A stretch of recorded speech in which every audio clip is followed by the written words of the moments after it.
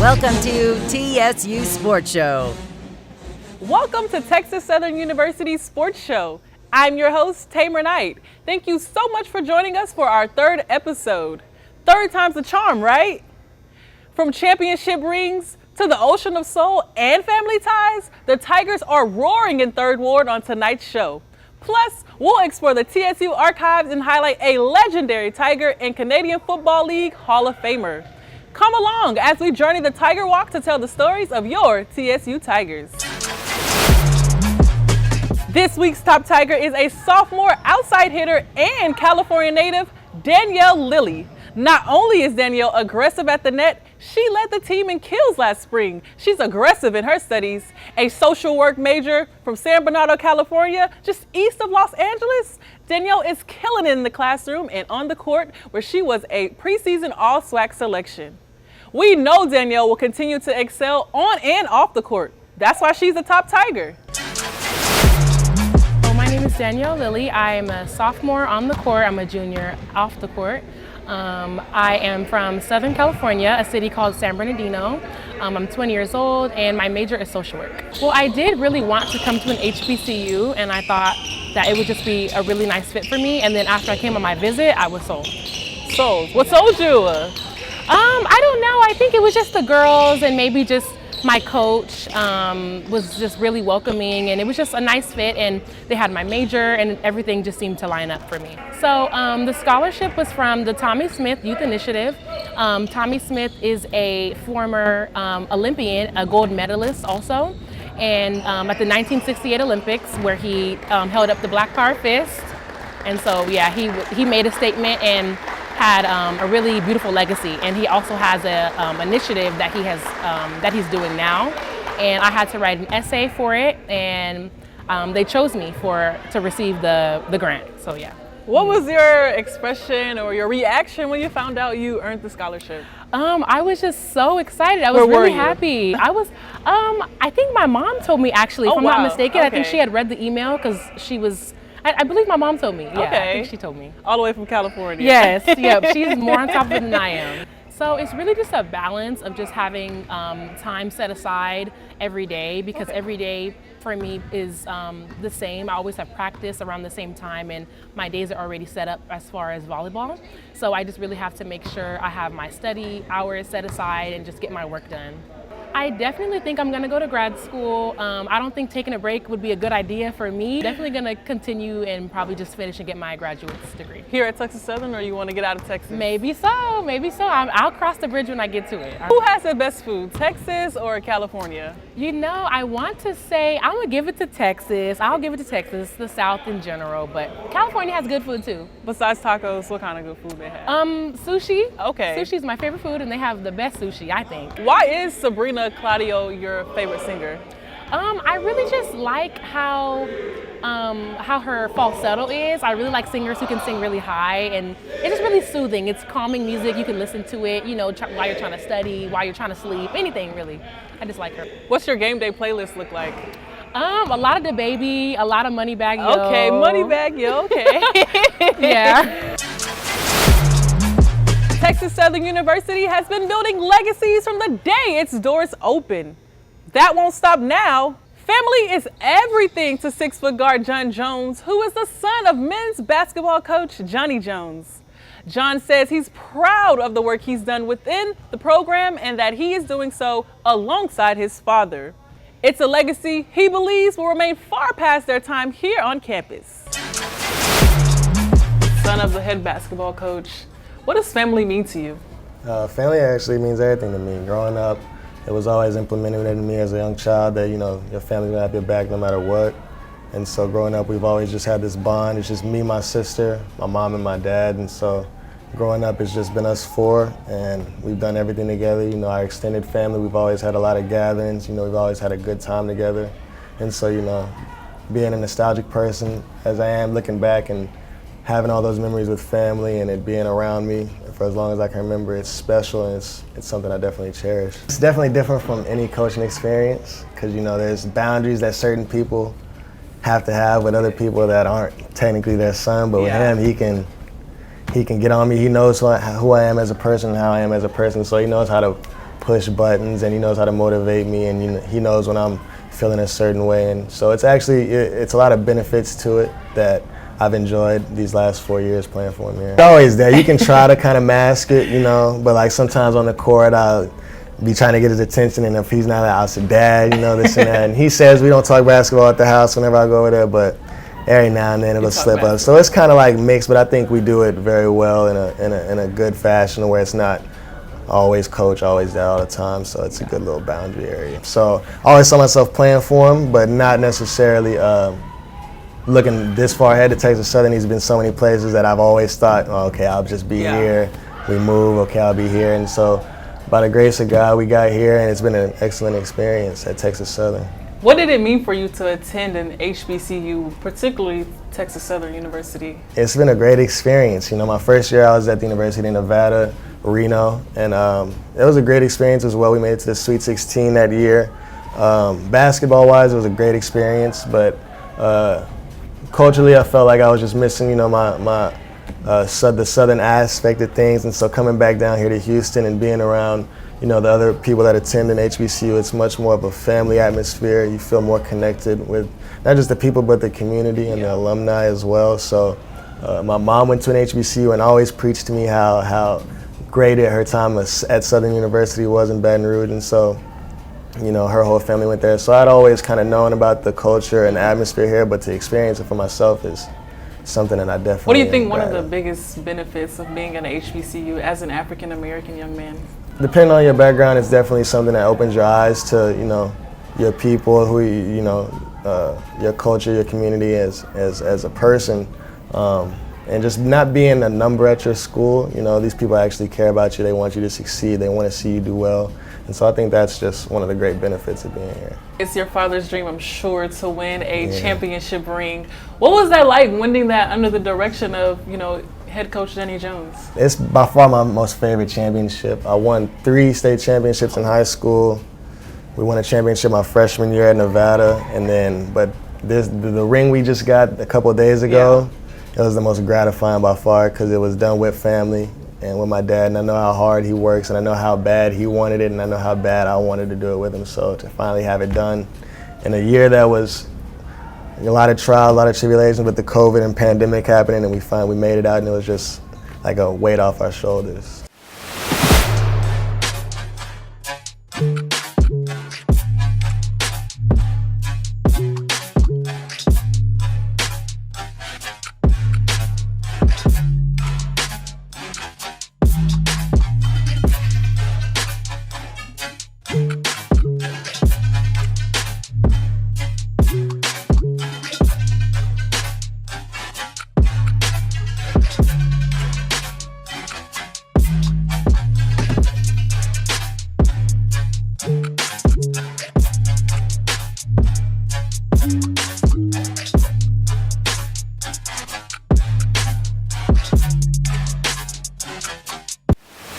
We're just getting started here on TSU Sports Show. More to come from your men's basketball 2020-2021 SWAC champions. Plus, we'll head to the ballpark to discuss baseball and diversity within the sport. Stay tuned for more TSU Sports Show.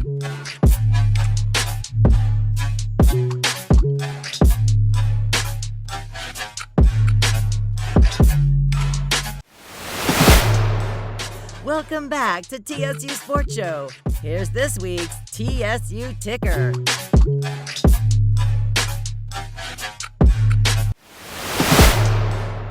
TSU men's basketball squad begins non-conference play in November. Let's hear what Justin Hopkins and John Walker III have to say about their upcoming season. Definitely win some more, put another banner up, win another championship ring, go to the big dance, and make history as always. Champs, back to back, that's the plan. So we all came back, hoping we can get it done. So we're definitely trying to win, and repeat, two-peat, back to back. So that's the only goal right now is just winning. So that's what we're all focused on. Everybody got 10 toes in, so that's what we all ready to do. What does it look like, or how does it feel, I should say, moving into the 2021-2022 season as the SWAC champions? It definitely got a feeling of a target on our back, but also a deserving feeling because we know we put the work in. So it's kind of the standard more than a feeling. It's just something we used to being at the top. It's something we embrace. No pressure really, just more motivation to come out, work hard, and try to get it done again. No pressure. We're excited. We got a chip on our shoulder. We just won a championship. We got a good non-conference schedule. So, we're really just trying to get the ball rolling early and, start winning. What does it mean to have that ring on your finger? Oh, man, it definitely gives me a different kind of sense of pride walking around here like I've done something for the university. So I'm definitely proud of everything we did to get this ring and everybody who helped had a hand in getting it. Feels good knowing that all the work we put in last year paid off, and we're just looking to come into this year with the same intensity. What do you want the city of Houston to know about the Texas Southern men's basketball program? So we're working on getting another ring. We're going to win another banner, hopefully, with coaches' help and dedication, and we're doing all this for the city. That's what it's for. Who has the most fire game day playlist? Well, I'll probably get that to myself just because I be turned up and they know that. So I think for sure me. Who has the most fire playlist on game day? Playlist? I got to go with myself. Got to. Really? Got to.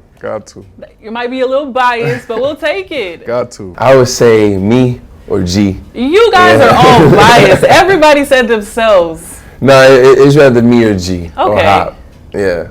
I don't think we got to talk to G, but G must have a pretty fire playlist if you added him to the conversation. What brings you to a HBCU, particularly TSU? TSU is like home. I'm from Houston, Texas, born and raised.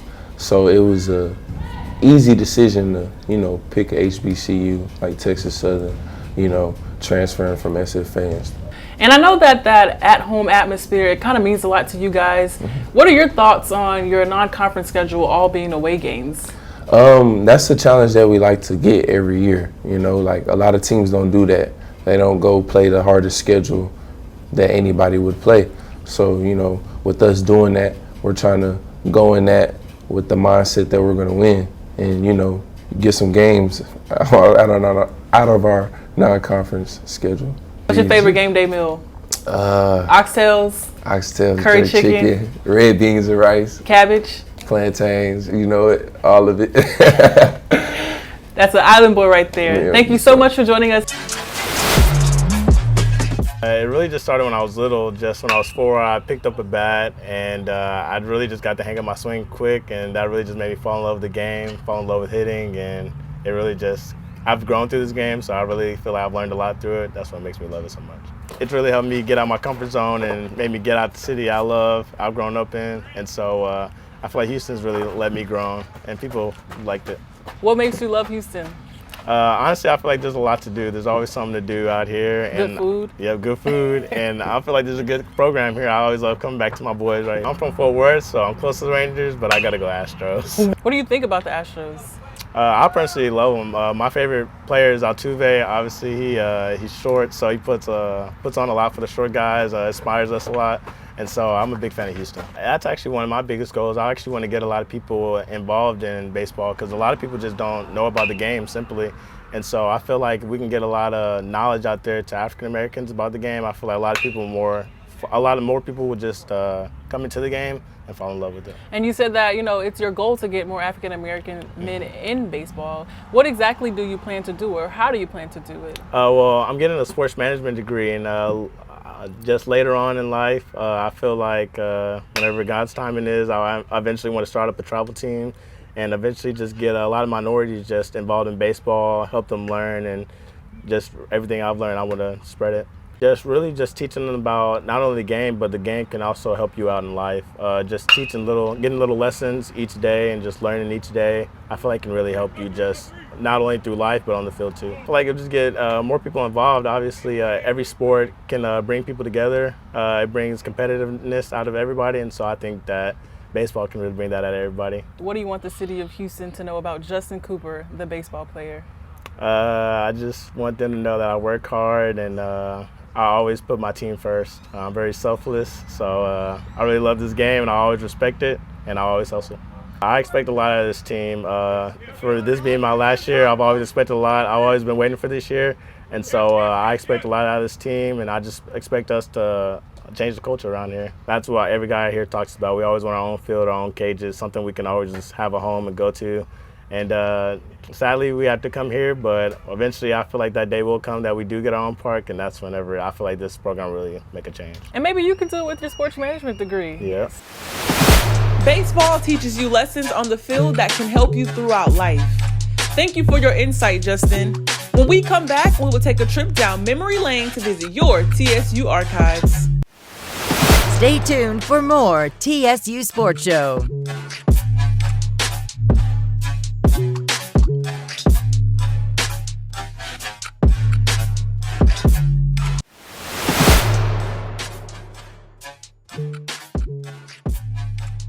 Welcome back to TSU Sports Show.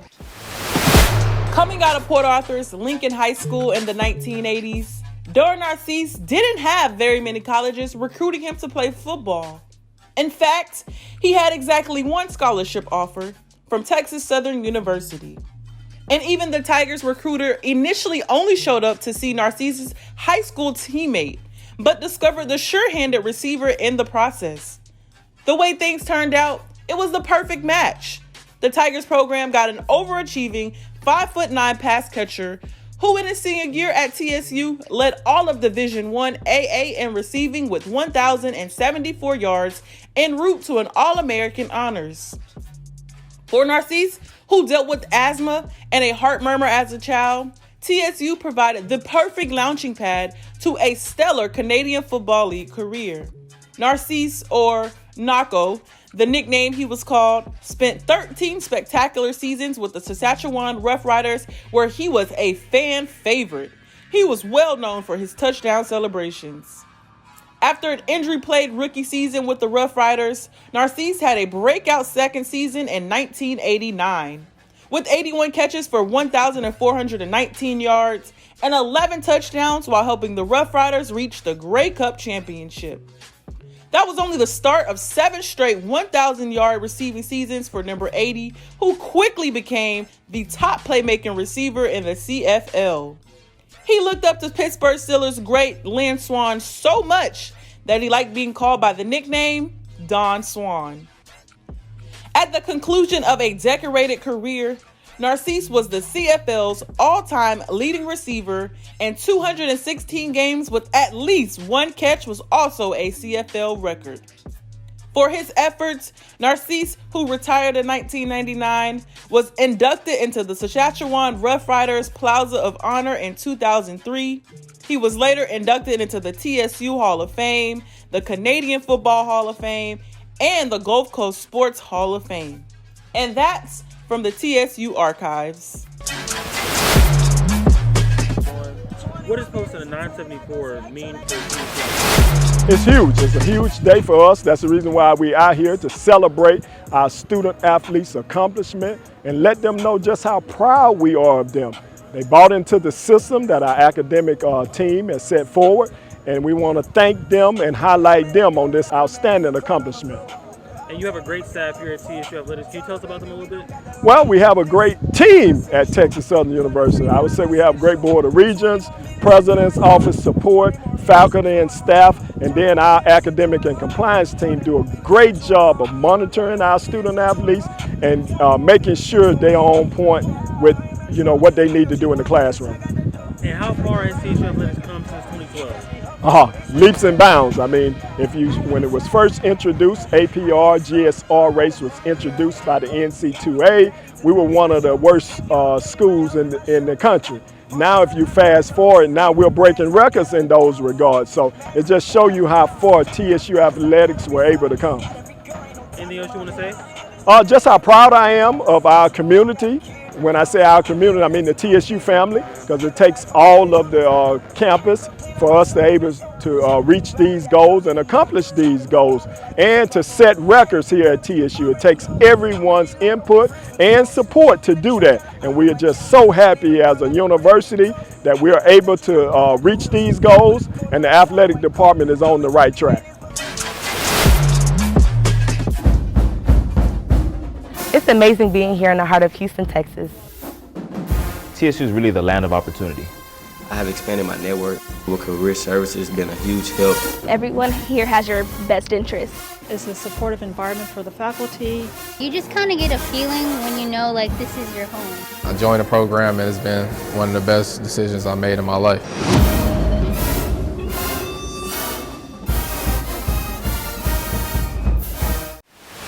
We're not quite finished yet. When we come back, we'll tell you where the Tigers will be competing and against whom. Stay tuned. Stay tuned for more TSU Sports Show.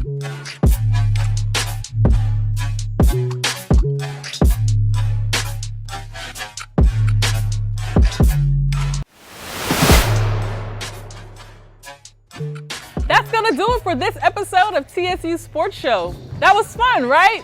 But did you expect anything less? That's what we do here on TSU Sports Show. I certainly hope you enjoyed it as much as we did, and you'll come back and join us next time. Until then, stay connected with the Tigers. Go support these outstanding athletes at upcoming games and events. I'm Tamer Knight. Thank you so much for watching.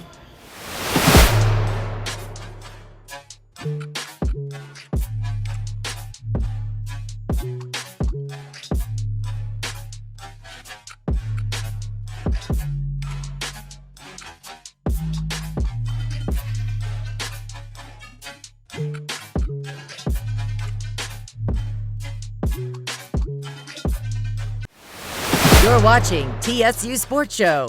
TSU, excellence in achievement.